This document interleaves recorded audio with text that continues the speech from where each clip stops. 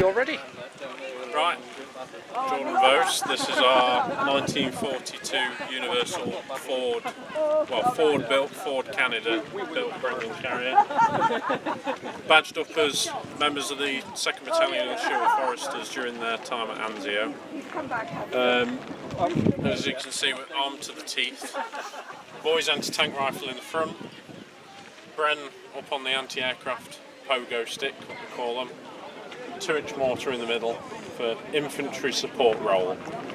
It's powered by a Ford V8 engine, so Canadian built Ford V8, which according to the book is a 95 horsepower, but they reckon they only put something like 60 down onto the road in the tracks, but happily sit at 30-35 miles an hour on a sort of tarmac road.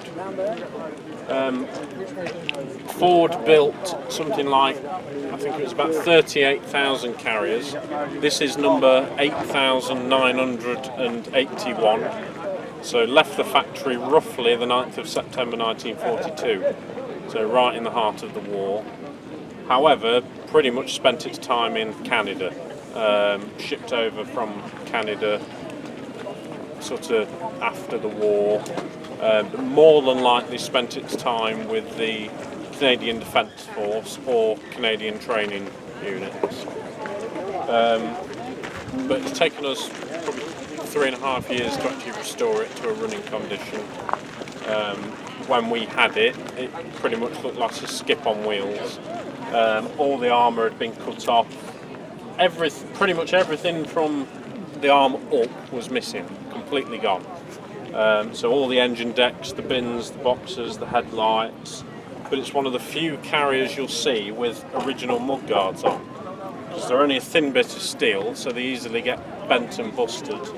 And in fact, for some reason, the one on this side has got lead filling in it, which is normally used on cars as a professional filler, but whether it was used in a parade or something like that, it's very strange really.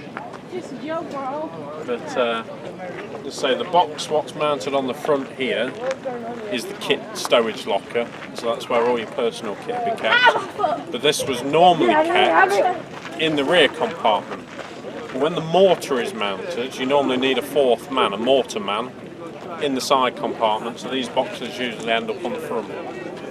So normal crew, you'd obviously have driver/driver mechanic, so we'd be driving it, plus all the repairs, all the maintenance and everything would be by him.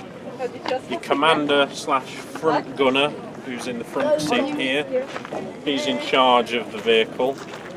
Then your radio operator/gunner in the rear offside, and then your mortar man, if you have a mortar mounted in this side. Got 2 10-gallon petrol tanks in the back, which are doing roughly about 5 miles to the gallon, so you've got 100 miles of fuel in a sense. Most of your stowage, you've got stowage for things like Bren gun ammunition, boys ammunition, 2-inch mortar ammunition, then you've got flare gun brackets, all your signalling equipment, your radio stowage. So it's really a carrier in the sense that you chuck all your kit in it. It's got spaces for everything. They're a bit of a weird vehicle when it comes to classification. So, like your modern vehicles now, your 432s, they're classed as an APC, your CVRTs are all your reconnaissance vehicles. This is classed as a carrier. That's its role. And they didn't really have a specific use as such.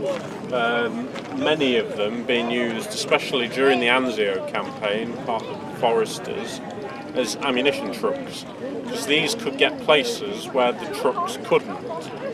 And they ferried these up to what they call the mule head, where all that equipment would be brought off, packed on pack mules, and then carried the rest of the way by foot.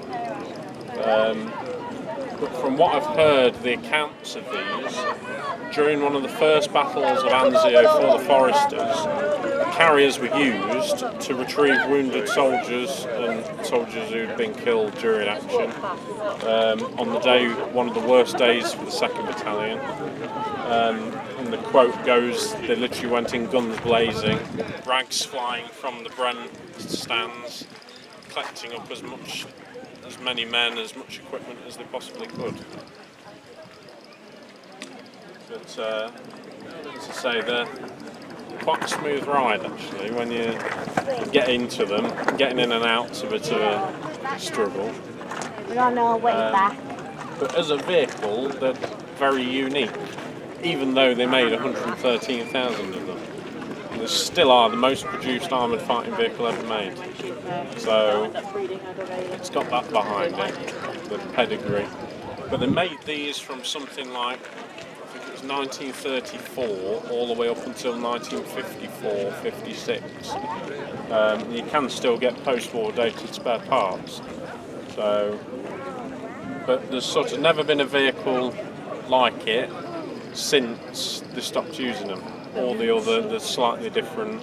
They're either made as a personnel carrier or a reconnaissance vehicle, but these are an all-in-one vehicle, even though there is no room in them whatsoever. What was the scale of issue with these to an infantry battalion? So, 1941-42, when they were first developing what they called the carrier platoon, you had something like, I think it was 12 of these, then 2 sections of motorbike and sidecar, and 2 sections of just motorbikes. But the idea of these originally was literally to carry the Bren gun, hence the name of the Bren gun carrier. So in there you'd have the Bren tripod, the cleaning kit, spare barrel and all of that, and the idea is you drive up to the front or wherever your front line is, the crew would get out, leaving the driver in, and the driver would then retreat, leaving the Bren gun there with the team, and then obviously when they'd finished their fire mission or whatever, they'd come back and collect them. But the troops very much found that once into theatre, it sort of all doctrine went out the window and it was all a bit of a mess, really. Yeah, no, they're an amazing vehicle, and thank you very much for your time. No problem.